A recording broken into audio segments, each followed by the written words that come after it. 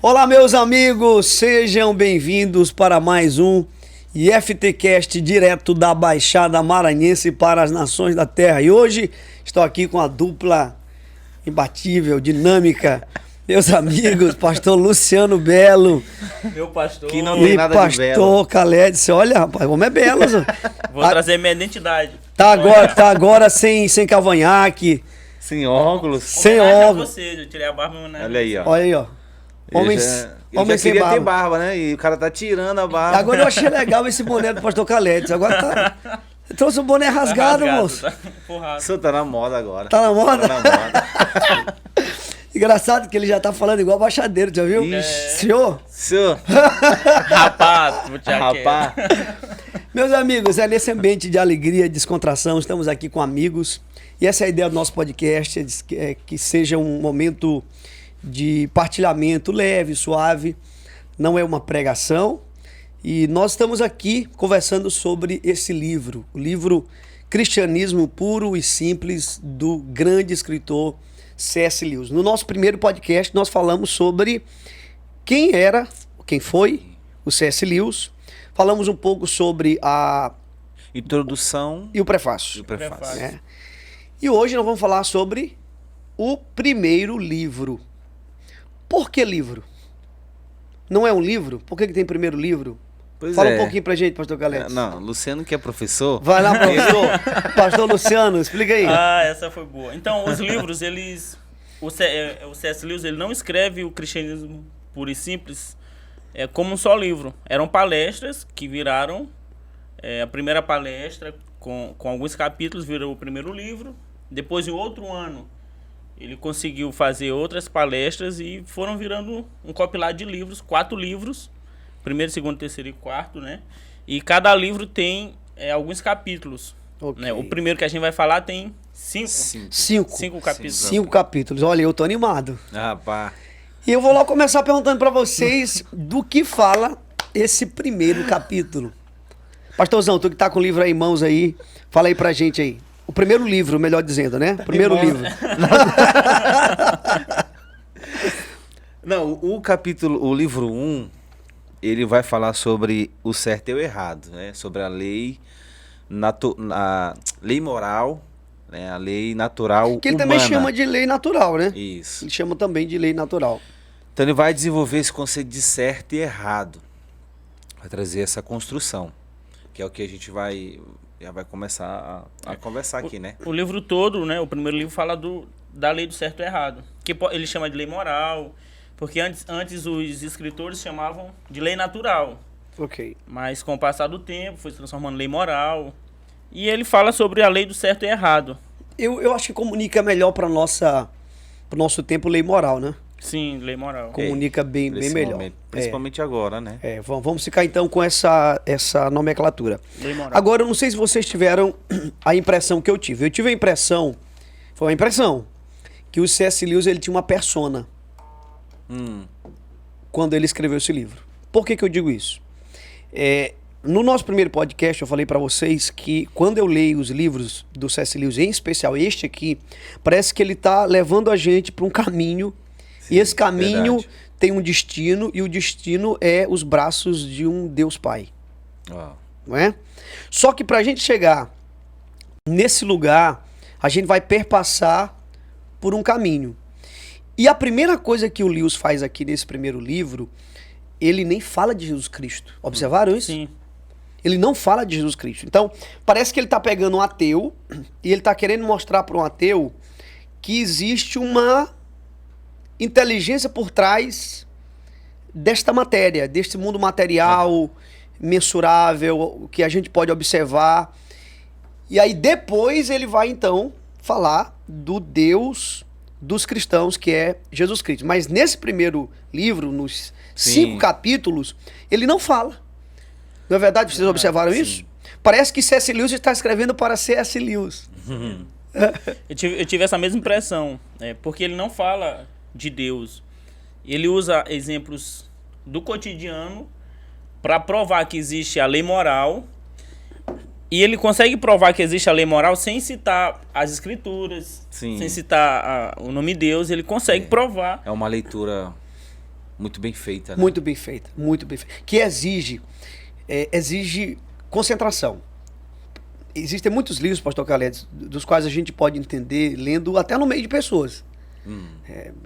A gente que mora aqui na Baixada, a gente utiliza muito o sistema do ferryboat, né? Então sempre que eu estou no ferryboat, eu estou com um livro. Este livro aqui é um dos livros que você não pode ler num ferryboat. Você não pode ler em um lugar agitado. Você precisa ler em um lugar de solitude, senão você não compreende. Lugares ali silenciosos, que você fica ali hiperfocado no livro. Hiperfocado. E tem que repetir a leitura. E eu não falo só na perspectiva da intelectualidade do C.S. Lewis, porque não é um livro assim de intelectualidade. Eu falo porque ele realmente toca em questões essenciais da vida. Sim. Então eu quero também perguntar a vocês o seguinte: de onde vem esse conceito de certo e errado na visão do C.S. Lewis? O pastor Luciano disse que ia responder essa daí. Foi verdade. Ele falou. Nos bastidores ele falou que essa ficaria com isso é ele. comigo. Foi, Não, então vou pastor, tentar, faz o vamos gol lá. aí. Então, o C.S. Lewis diz que existe uma lei, né? E essa lei está dentro dos homens. Essa lei é universal, diferente de, por exemplo, de lei da gravidade, de lei. Ele diz que o nosso corpo humano está sujeito a leis biológicas. Assim como corpos, como pedra, objetos estão sujeitos a leis da gravidade. Ele diz que existe uma lei que é exclusiva do homem, que é essa lei moral. O primeiro capítulo do primeiro livro, ele leva todo o capítulo mostrando que existe essa lei. E aí ele usa exemplos, pastores, como por exemplo, de discussões bobas. Por exemplo, crianças, quando uma toma o brinquedo da outra, ela diz, me dá, o brinquedo é meu. E a outra não tenta provar que não existe uma lei que diz que o brinquedo é dela. Ela só tenta provar que ela está certa e que a outra pessoa está errada. Assim como nós adultos, quando entramos em discussões, nós também a gente não nega a lei. A gente só tenta provar que estamos certos e que a outra pessoa está errada. Muito né? bom. E só o fato de ter esse reconhecimento comprova que existe essa lei moral dentro da pessoa. Isso mesmo. A própria discussão em torno de algo certo ou errado já mostra que existe. Agora, que existe um padrão. Eu não sei como é que ele conseguiu se conter, porque é preciso ter domínio próprio. Porque em momento algum ele citou a Bíblia. E sim. Perceberam isso? Sim. E quando eu li, eu lembrei de Romanos. Romanos 1, Romanos 2, 3. Isso. Paulo falando sobre a lei escrita nas tábuas do coração do homem. Mas ele se controlou. Por quê? Porque ele está primeiro conduzindo alguém, um ateu, a crer que existe uma inteligência por trás. Então ele não fala de Jesus ainda. Né? Até porque a palestra, né, a fala dele na rádio era para a nação inteira. Então não podia falar para um público só, né? Por exemplo, para os cristãos. Exatamente. Então a linguagem dele abraça todo mundo. É bem incrível isso. E parece que ele está escrevendo uma época de uma certa descrença, né? Porque quando você tem que dedicar muito esforço para provar a existência de Deus, ao que parece é que eles estavam, não é? Eles estavam vivendo um tempo de descrença na existência de Deus. Segunda Guerra Mundial. Né? E havia isso mesmo, porque as pessoas estavam deixando de acreditar em Deus, porque ficavam perguntando se Deus existe, por que a guerra aconteceu. Permitiu a guerra. Tantas pessoas morrendo. Inocentes morrendo. Então, perfeito. Muito bom. Tem um outro detalhe aqui. Esse primeiro capítulo é a lei da natureza humana. A lei da natureza, isso. O lei natural. Lei natural, lei moral. Mas o título que ele usa é a lei da natureza humana. Então ele está dizendo pra gente que esse conceito de certo e errado, independente do homem ter o seu livro religioso, que no nosso caso é a Bíblia, independente dele ser um aborígene, ele tem a consciência de certo e errado. Sim.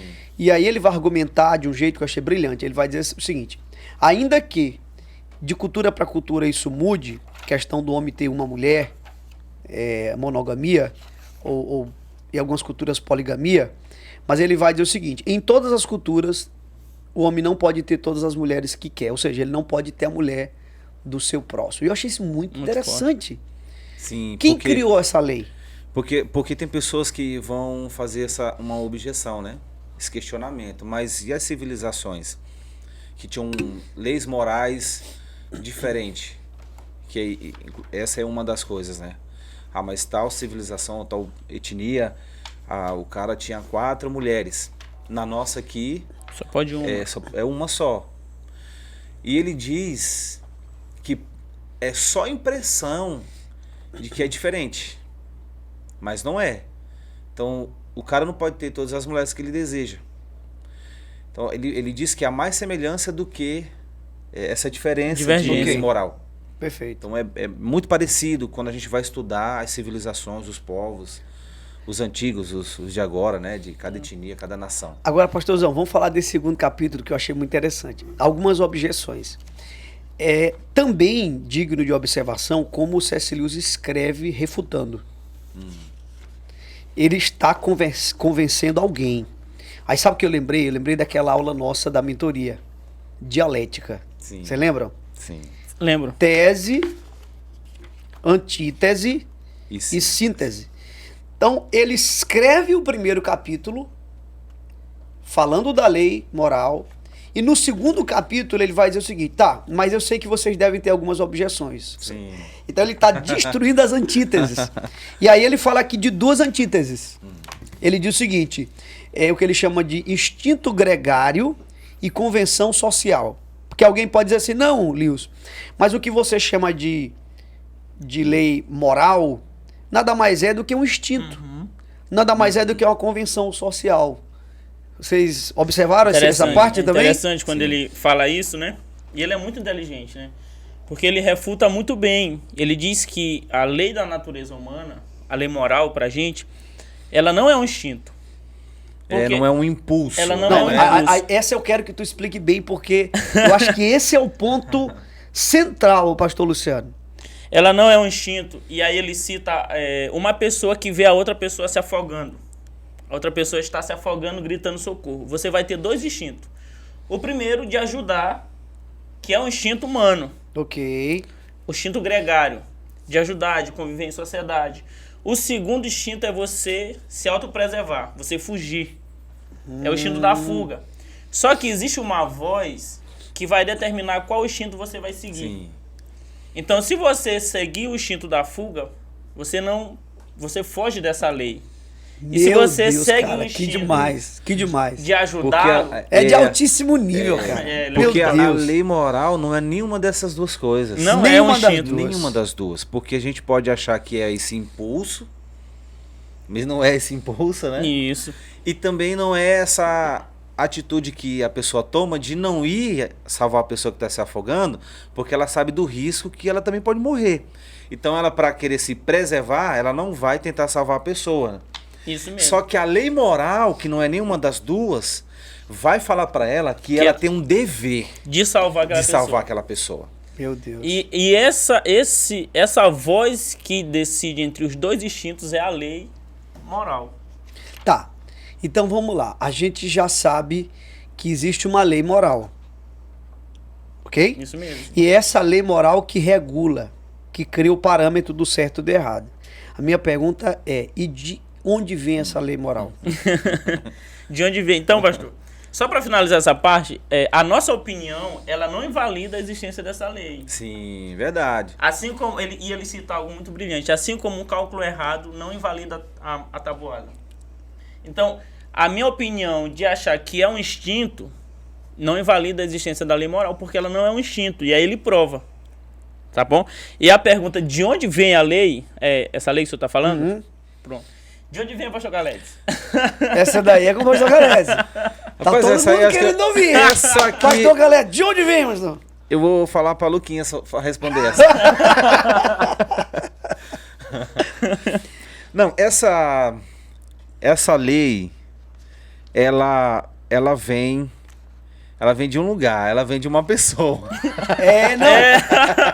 Ele usa uma pessoa. Ele usa lá no final. Vem de uma pessoa. Ele usa isso lá no final. Vem de uma pessoa. Que ele não chama... ele tem o maior cuidado de dizer que é uma pessoa. Claro que é uma pessoa. No primeiro momento ele não chama de Deus. Ele chama de alguém ou uma mente inteligente, criativa. Por quê? Porque o Lewis, ele está partindo do pressuposto que ele está conversando com alguém que não tem fé nenhuma. Então a primeira coisa que ele quer fazer é tirar esse ateu do ateísmo e trazê-lo para o teísmo. Isso mesmo. Depois ele vai explicar quem é esse Deus. E aqui ele está dizendo, olha, eu nem estou chamando de Deus ainda. Não estou falando que é o Deus das religiões e nem o Deus dos cristãos, que é onde eu quero chegar. Eu só quero que até aqui você compreenda uma coisa, que é evidente, a partir da lei moral, Sim. que existe uma inteligência. Sim. Existe Que aí, uma assim, mente. vamos deixar ela mais pra frente, sabe por quê? Porque ele é o próximo capítulo, que é o que está por trás da lei. Isso Pronto, mesmo. pronto. Porque aí o capítulo seguinte das objeções é a realidade da lei. A realidade da lei. Então vamos por partes. Realidade da Que lei. Ele fala sobre a realidade da lei, por exemplo, ele dá um exemplo muito bacana. Se você jogar uma pedra do alto, ela vai cair. Só que você não consegue ver essa lei da gravidade. Mas ela está ali. Entende? Então existe essa lei. E tem como desobedecê-la? Tem como desobedecê-la. Não, a lei da gravidade, não. Não tem como quebrar a lei da gravidade. Pois é, esse é o ponto. Não tem, porque eu achava que dava, porque, por exemplo, quando a gente olha para um avião, a gente imagina que o avião voando, ele quebrou a lei da gravidade, que ele não cai. Na verdade, ele usa a lei da gravidade em seu favor. Exatamente. Então, a lei está ali, a gente não consegue enxergar ela, mas ela está. Nós, os seres humanos, somos os únicos que quebramos as nossas leis. Isso mesmo. Todas as outras leis são inquebráveis, mas a lei moral, ela é A única que nós que pode ser quebrada. Meu Deus. A única que pode ser quebrada. Ele deixa isso bem claro, né? Ninguém consegue obedecer toda a lei moral. Toda a lei moral, ninguém consegue. Todo mundo vai quebrar essa lei. Pelo simples fato de ninguém ser perfeito. Ele levanta uma indagação nesse capítulo aí. A indagação dele é a seguinte: como seria um mundo sem lei moral? Vamos pensar um pouquinho. Imagina, pastor, como é que seria? Eu quero até contextualizar que ele diz que se não existisse essa lei moral do certo e errado, então por que nós houve o questionamento de que Hitler estava errado? Meu Deus, só. Porque se não existe lei moral, E olha o o exemplo certo que e ele buscou, errado, né? Um exemplo bem... Bem cotidiano deles, né? Pois bem- é. Então, ninguém deveria questionar os nazistas por Sim. estarem fazendo tudo aquilo. Sim. Existe um padrão. Eu acho legal que ele diz assim: existe um padrão pelo qual a humanidade seguia. E esse padrão, se ele não existisse, não faria sentido de dizer que o Hitler estava errado. Pois é. E que eles estavam certos. Pois é. Então, Pastor- esse padrão ele é definido por essa mente que ele não fala E ainda. que, inclusive, ele diz que os nazistas tinham plena consciência de que Estavam existia essa lei isso. moral e que eles estavam errados. Não é que a pessoa não sabe que ela está Sim, errada, sim. né? Um psicopata, quando ele faz alguma coisa, ele sabe que ele está errado. O que ele não tem ele não tem compaixão, né? Ele não se coloca no lugar do outro, mas ele sabe que aquilo é errado. Ele sabe que ele pode ser preso, ele sabe que ele está infringindo uma lei, alguma coisa desse tipo. Então, eu acho que seria impossível convivência em sociedade Tem como? sem lei moral. Como? Ele até fala, né? Imagina um país onde você fosse aplaudido por ser infiel. Pois é. Imagina um lugar onde você fosse que aplaudido por abandona, fugir da guerra, por né? fugir da guerra. Não tem como. Tem uma coisa também bacana que ele diz assim, que existem certos vícios que as pessoas conseguem conviver em boa harmonia. Por exemplo, pessoas que gostam de beber bebidas alcoólicas, elas vão para um bar e elas vão estar juntas ali. Só que não tem como pessoas tomadas pelo seu orgulho celebrar o seu orgulho. Entende? Então não tem como pessoas orgulhosas celebrarem que são orgulhosas, se sentirem orgulhosas por ter traído pessoas que foram fiéis a ela. Não tem como, por causa dessa lei moral. Então ela existe, se não tiver, eu acho que seria uma tremenda de uma bagunça. Seria uma terra sem lei. Todo mundo poderia fazer do seu jeito.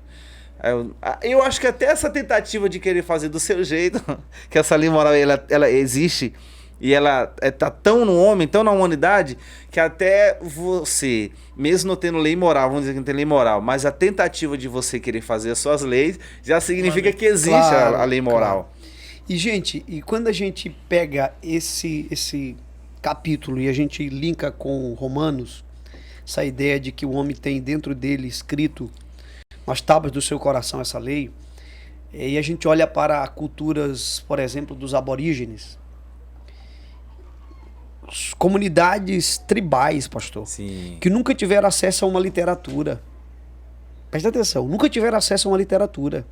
Nós temos o livro, a Bíblia. Então alguém pode dizer assim, vocês oram porque vocês têm um livro dizendo que vocês têm que orar. Vocês cultuam a Deus porque tem um livro dizendo. E eles que não têm literatura nenhuma? Você vai lá, eles estão cultuando alguma divindade.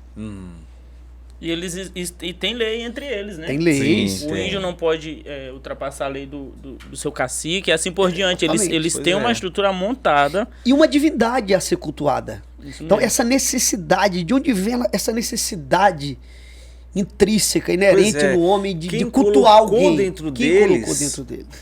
Sendo que eles não vieram aqui e nos viram adorando a esse Deus. Se eles não têm contato com a civilização, quem disse para eles? Quem colocou dentro deles? Pastorzão, então vamos entrar agora no 4º capítulo. O que está por trás da lei? Aí eu quero, dentro dessa pergunta que o Lewis faz, porque esse capítulo é uma pergunta, eu quero fazer a minha pergunta para vocês. A pergunta é a seguinte: por que o homem não consegue praticar a lei? Por que o homem não consegue? E não é só a lei, assim, quando a gente fala da lei, a palavra de Deus, a Bíblia, esse tipo de lei moral, o bom homem Sim. não consegue. Aí tem uma coisa, deixa eu localizar aqui. Eu acho que eu marquei aqui, eu quero mostrar para vocês, que eu achei muito joia. Até coloquei Enquanto você aspas aqui. procura, Tá, vai falando esse aí. capítulo que existe por trás da lei, é interessante que inteligentemente e propositalmente o Lewis, ele faz na introdução do capítulo, ele faz uma síntese do capítulo anterior, né? Com certeza de forma proposital, para se tornar didático. E aí ele diz que essa lei ela é transcendente. Ele ainda não diz que vem de Deus.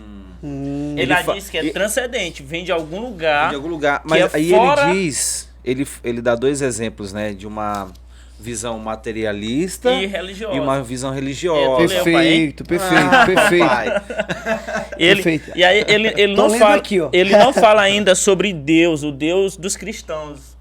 Ele diz que essa lei ela é transcendente. Olha o que ele vai dizer aqui. Aí ele fala da visão materialista, ele vai dizer assim, a outra visão é a religiosa. De acordo com ela, o que está por trás do universo é mais parecido com uma mente do que qualquer outra coisa que conhecemos. Isto é, trata-se de algo consciente que tem propósitos e preferências. Muito bom. E aí ele começa a fazer uma introdução, né? Ele começa a preparar o seu público para aquilo que ele quer conduzir. Porque aí ele vai dizer o seguinte, e quem está me ouvindo agora pode dizer que eu preguei uma peça e quero falar das ideias religiosas e tal, mas não é isso. Eu estou falando primeiro que existe alguém por trás de tudo isso, uma mente brilhante que consegue orquestrar tudo isso. E aí ele diz o seguinte, que na visão materialista, se a gente for se guiar pela visão materialista, é só aqui e agora, Sim. só esse momento, e não precisa ser um religioso para você acreditar na visão materialista. Mas no religioso, os religiosos vão dizer que esse alguém foi a pessoa que criou o universo.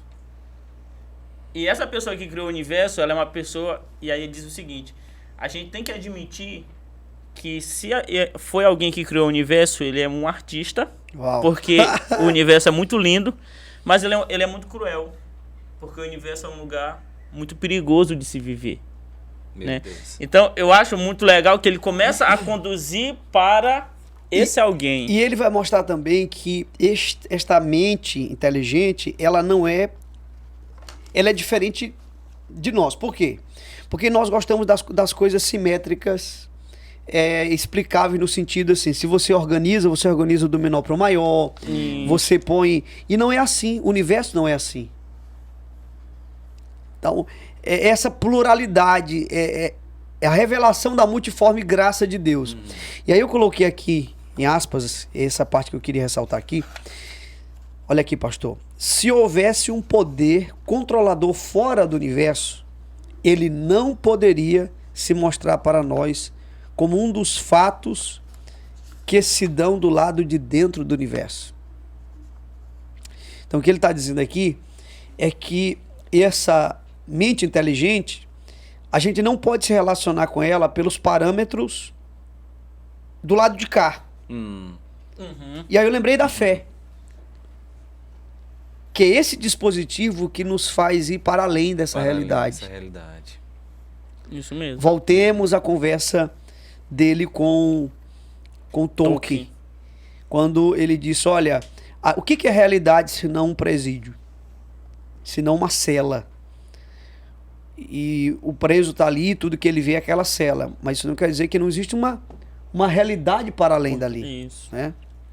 E ele fala também que a ciência, nesse caso, ela não pode ser usada para provar ou para desaprovar a existência desse ser, dessa mente. Ele diz que a ciência ela é usada para questões observáveis. E aí, como um professor de química, né? A gente aprende que um fato científico ele precisa ser observado. Depois de você observar, você tem hipóteses. Por exemplo, vou usar o exemplo do coronavírus. O coronavírus foi uma pandemia, começou a matar muitas pessoas. Quais as hipóteses? Pode ser um vírus, uma bactéria, pode ser uma doença qualquer.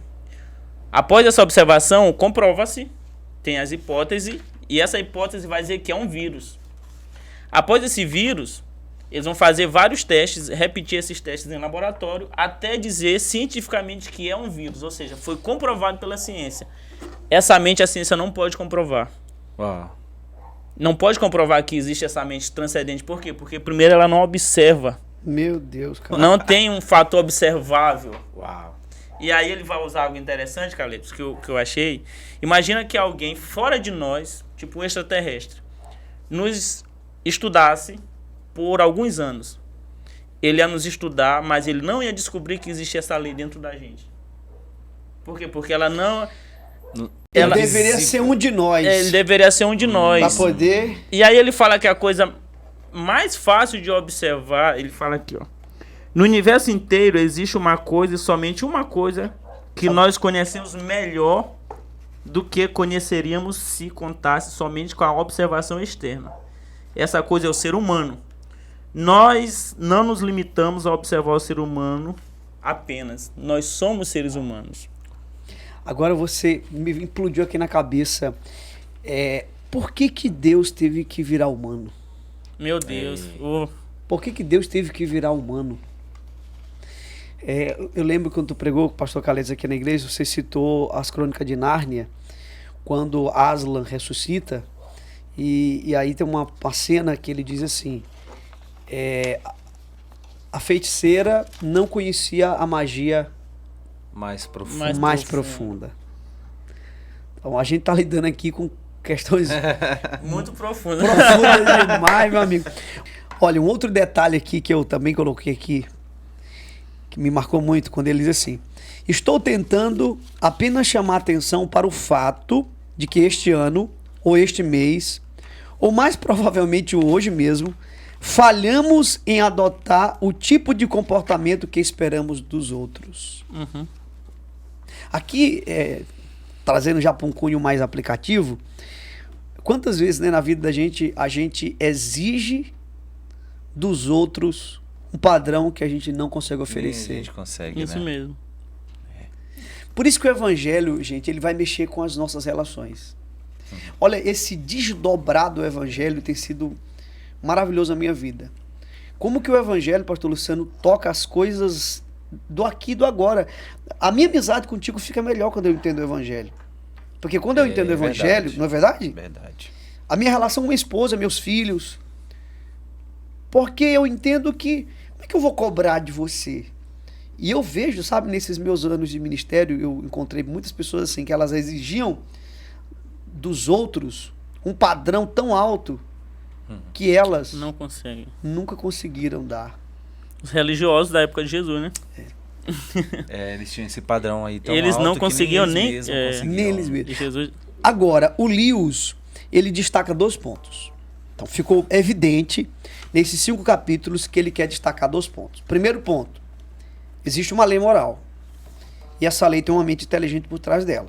Esse é o primeiro ponto. Isso. E ele convenceu. Ou não?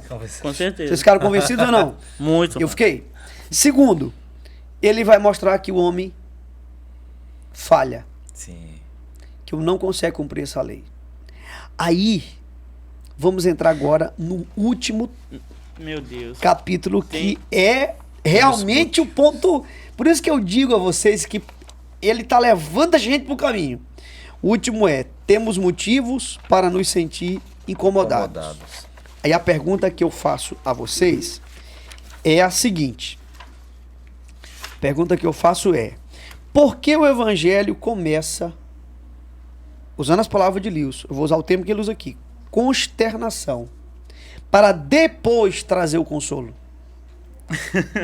Essa é boa. Quem vai? Calés, Essa aí, ó, Calés. Pastorzão, Calés. eu acho que o pastorzão, essa é dele, hein? Eu senti. Essa é a última parte. do Inclusive, livro, gente, o Calés. pastor Calés está escrevendo um livro, um livraço sobre o evangelho. Quando é que vai sair, pastorzão, esse livro? Pastorzão, final do ano Final do ano? sai o livro. Que ano? Desse ano? Desse Amém. Isso aqui, Desse fechou ano. então. Então, pastor, eu lembro que tu até conversou comigo uma vez sobre isso, né? Palavras diferentes, mas a mesma coisa que o Lewis quer dizer aqui. Você falou uma vez pra mim que a pregação do evangelho começa com a má notícia, Começa com a má notícia. para depois a boa notícia. Como assim? Exatamente. Explica pra gente isso aí. Ela é boa, o fato dela ser boa é porque antes...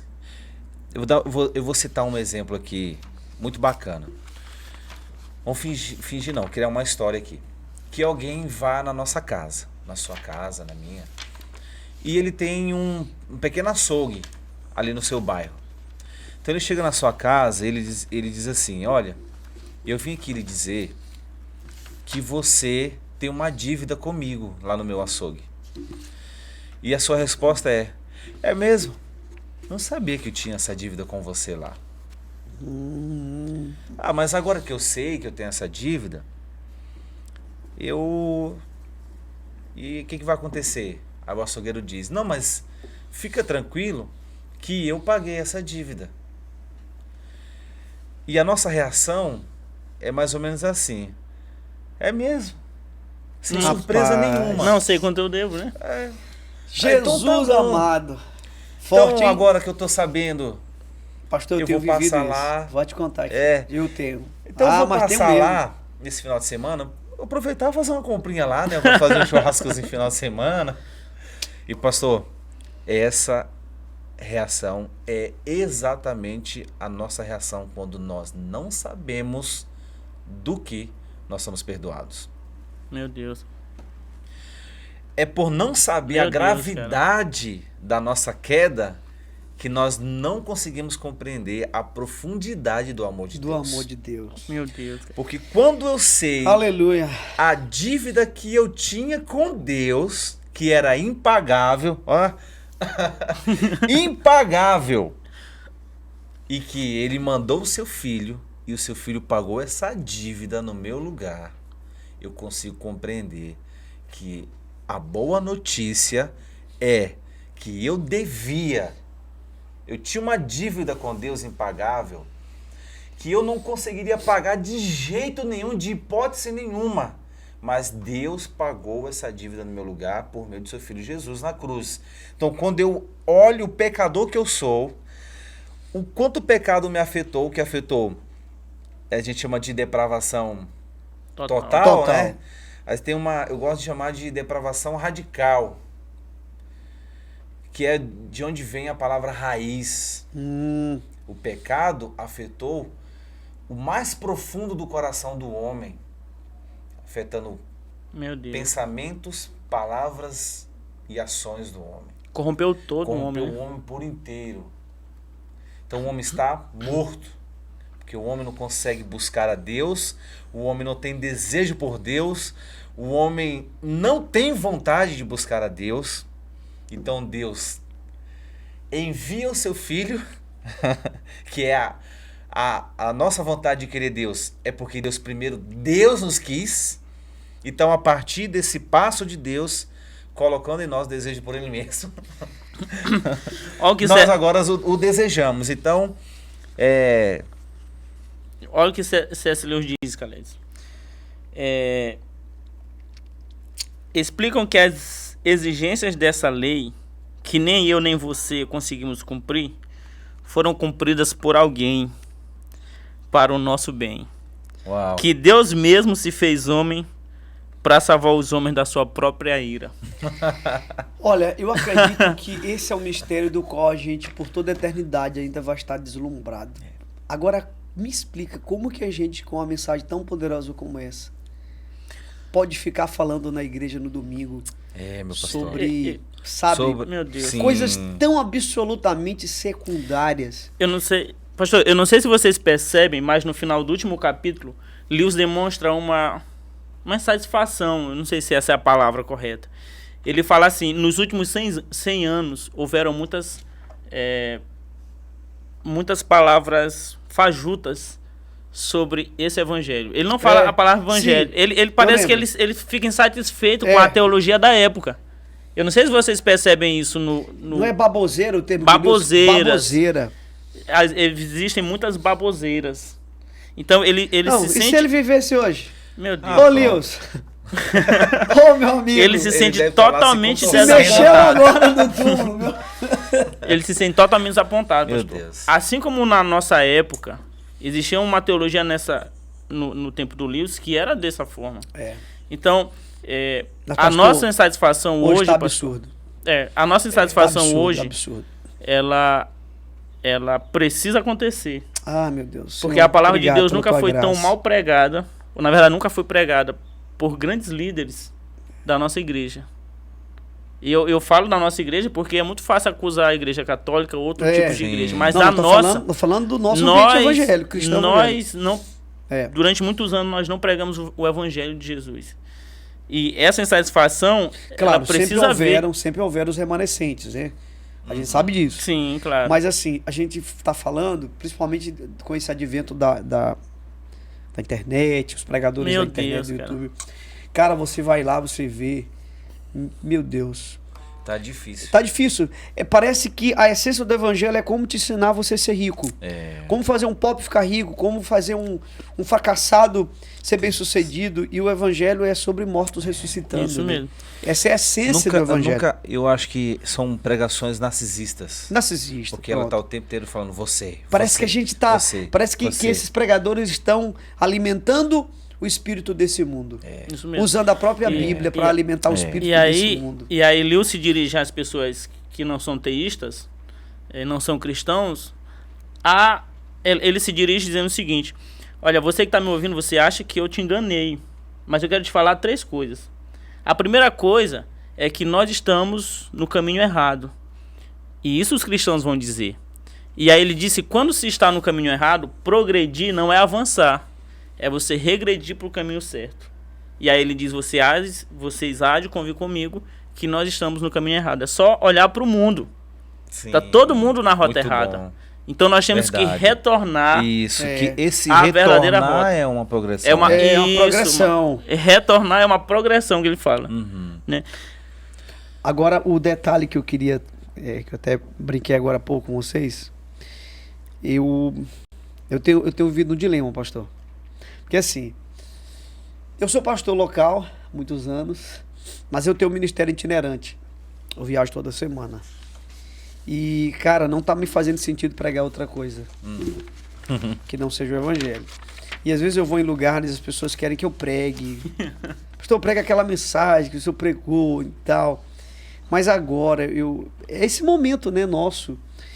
E para mim a grande tragédia hoje da igreja são pregadores pregando um evangelho que não os afetaram. O evangelho que não afetou o pregador não vai afetar a igreja. Perfeito. Primeiro o evangelho tem que afetar a gente que prega, né? E aí, pastor, a ideia desse último tópico que a gente está tocando aqui, que é da má notícia para depois a boa notícia, a consternação para depois o consolo. Fui pregar numa igreja, numa conferência, e era uma conferência para crente. Chuta aí qual foi a primeira mensagem minha. O evangelho. E alguém fez um comentário assim: ô pastor, foi legal, pastor, mas assim, não falaram pro senhor que a conferência aqui era só de crente?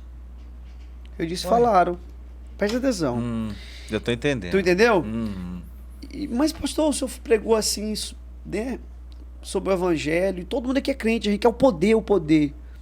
Eu disse: olha, eu tinha 2 objetivos aqui com essa pregação. Primeira coisa, nem todo mundo que está aqui, que está na igreja, já nasceu de novo. Então por isso que eu preguei o evangelho. Primeiro por isso. Porque nem todo mundo que está aqui na conferência, que diz ser crente, já nasceu de novo. Primeiro ponto. E segundo, é que aqueles que estão aqui, que nasceram de novo, só serão gratos quando eles entenderem do que Deus os perdoou. Meu Deus. Pastor, quando foi no segundo dia da conferência, foi incrível. Mas por quê? Porque eles compreenderam, o Espírito Santo fez eles compreenderem do que Deus tinha livrado. E eu não estou falando só do inferno como um lugar metafísico, de fogo, né? Eu estou falando como um lugar de completa ausência de Deus, que a gente não consegue nem imaginar isso. Pois é. Meu Deus, Não dá. cara. Não dá, não dá, não dá. Não consegue. Não dá pra gente imaginar. É uma coisa assim, absurda. É um lugar onde o homem vai desejar a morte. E não encontrar lá. E não encontrará. E eu estou muito feliz por aquilo que Deus está fazendo, por Ele ter aberto os nossos olhos. Meu Deus. Ele fez isso. Porque Ele abriu, pastor. Abriu. Vamos lá, nós estamos desde, né? Sim. Muito tempo Faz um aí. tempo. Mas parece que Faz tempo. uma escama caiu. Eu estou lendo o texto da Bíblia que, meu Deus, como que eu... Passei tanto tempo sem Tá entender. aqui. Não, tem uma Rapaz. passagem que eu li. Inclusive, eu já preguei nessa passagem. Eu falava de uma coisa e agora eu estou vendo outra. Exatamente o evangelho. Que pastor, quando diz naquela passagem assim que nem olhos viram, nem ouvidos ouviram, nem chegou ao coração do homem, tal, mas que Aquilo que Deus tem por meio do preparado. Espírito Santo, Deus há de nos revelar por meio do Espírito Santo e tal. Aí fala sobre a mente de Cristo, que nós temos a mente de Cristo. Eu comecei a ler aquilo de novo e eu percebi que está falando do próprio Jesus. Porque o Espírito Santo é Ele que vai arrancar essas escamas dos nossos olhos. É Ele que vai nos revelar esse Cristo, esse Evangelho que a gente não consegue ver. Perfeito. É verdade. Só que eu aplicava de uma outra forma, entende? Verdade. Entendi. Aplicava de uma outra forma, não estou dizendo que é errado. Isso. Porque, pastor, quando a gente tira Jesus da Bíblia, vamos tirar Jesus. Deus, o Deus Redentor da Bíblia. Se a gente tirar o Deus Redentor da Bíblia, o que que sobrou? Sobrou um livro de moralidade. Histórias morais. Um livro de princípios de vida bem-sucedida. De bons comportamentos. De bons comportamentos. Mas a palavra de Deus não é isso. A palavra de Deus é essencialmente a revelação de um Deus redentor. Perfeito. É disso que nós estamos falando. Então, a gente não está aqui também, viu, gente, dizendo que você não pode ler livro de desenvolvimento humano. Sim. Eu leio. Só que eu preciso entender, eu quero emagrecer, para onde é que eu vou? Caminhar na academia. Caminhar, vou para uma academia, não é verdade? Então, você quer se desenvolver como pessoa, como atleta, como empreendedor, leia lá livro de desenvolvimento humano, faça curso. Não tem absolutamente nada de errado com isso. Não estamos aqui advogando e reprovando isso. Verdade. O que nós estamos dizendo é que quando a gente lê a Bíblia, você não pode ler a Bíblia como se você estivesse lendo Napoleão Hill. Isso mesmo. Você não pode ler a Bíblia como se você estivesse lendo... Tentando, como é que eu faço para encontrar o network perfeito? Não, cara. Não é. Você está se relacionando com uma pessoa. Há um Deus Redentor em cada página da Escritura. E aí tudo muda. Muda ou não muda? Tudo muda. Com certeza. Tudo muda. Eita, meu pastor. E quando a gente fala disso em um lugar onde esse entendimento já foi colocado, é uma delícia. Muito bom. Maravilhoso. Quando não tem, aí é uma construção, né? Algo que precisa ser construído. Eu vejo que é uma coisa que a gente tá aprendendo, Deus está ensinando a gente. A gente tá começando, porque até quando a gente começou a pregar, a gente percebia, né? As pessoas não estavam entendendo. Agora não. Agora tá diferente. Tá mesmo. A gente já vê as pessoas porque já quanto mais reagindo, compreendendo. Mais exposto a gente tiver... Porque, vamos ser sinceros, não vamos falar da igreja de ninguém não, vamos falar da nossa. Né? Vamos ser sinceros. A gente falava do evangelho? Falávamos. Só que a gente falava assim, um tópico... Sim, dentro de um... Dentro de uma mensagem. Verdade. É verdade. E aí, sejamos sinceros, gente, nós estamos aqui abrindo o coração da gente. A gente está falando da nossa casa aqui. Isso acontecia, pastor, porque tem a ver com aquela história que Calés contou agora há pouco.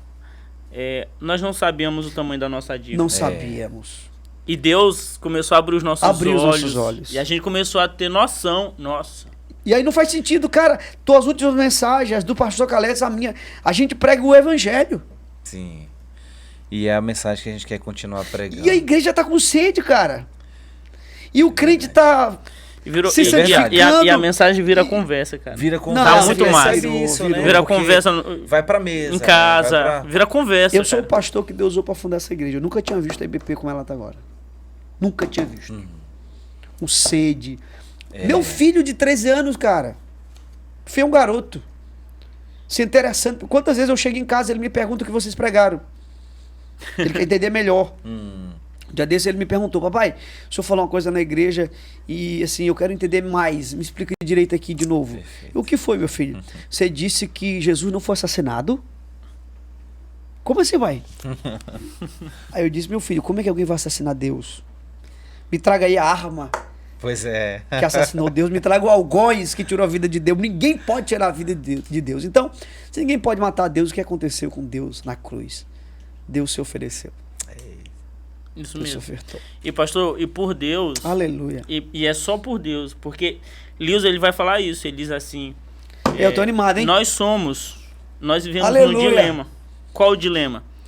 Nós precisamos buscar a Deus, mas como nós transgredimos a lei, a gente tem que se esconder de Deus. Ele é o bem que nós precisamos, mas é o bem que a gente precisa evitar. Presta atenção. Porque nós somos maus. Meu Deus. Eu vi uma frase de Watmani que ele dizia o seguinte, falando sobre o ateu. Ele disse assim: todo devedor deseja que o seu credor não exista. Meu Deus. Isso mesmo. Isso mesmo. Meu e aí, Deus, entendeu? E aí ele então, vai... no fundo, o cara não quer que Deus exista. Isso mesmo. Uau. E aí ele disse que Deus é a coisa... Eu vou até usar aqui. Deus é o nosso único alento, mas também o nosso terror supremo. É a coisa de que mais precisamos, mas também da qual mais queremos nos esconder. Só Deus, cara. É paradoxo isso, né? E aí, só Deus, só através do Cristo nós conseguimos nos apresentar diante de Deus. Meu Deus. Aleluia. Meu Deus. Só através do Evangelho de Jesus. Gente, e a gente nem começou a falar... Não, o segundo livro. Olha o segundo livro aqui. No que acreditam os cristãos. Nossa, Gente, então... Eu sou obrigado a parar por causa do tempo, né? Meu Deus. Porque e aqui a presença de Deus já... O negócio tá forte aqui. Louvado seja o nome de Jesus. Meu Deus. Ó, se você não tem ainda, adquira esse livro. É importante você ler para você entender melhor o que nós estamos falando aqui. É um livro que mexeu com a gente. Eu tô lendo agora, estudando minuciosamente pela 4ª vez, mas como eu disse no último podcast, o capítulo que fala sobre fé, mais de 10 vezes eu já li com certeza. E até aqui no primeiro livro, o que é que o C.S. Lewis quis deixar claro pra gente? Primeiro, existe uma lei moral dentro dos humanos, independente da época e de onde esse humano esteja. Segundo, essa lei foi criada por uma mente inteligente. E segundo, o homem não consegue cumprir essa lei. Então, era o que ele queria deixar claro aqui. Perfeito. E agora, no nosso próximo podcast, nós vamos falar sobre o que acreditam os cristãos. Meu Deus, vai ser forte, hein? Essa vai ser. Vai ser forte. Gente, é isso. Então, finalizamos o nosso podcast de hoje. Curta, compartilha aí.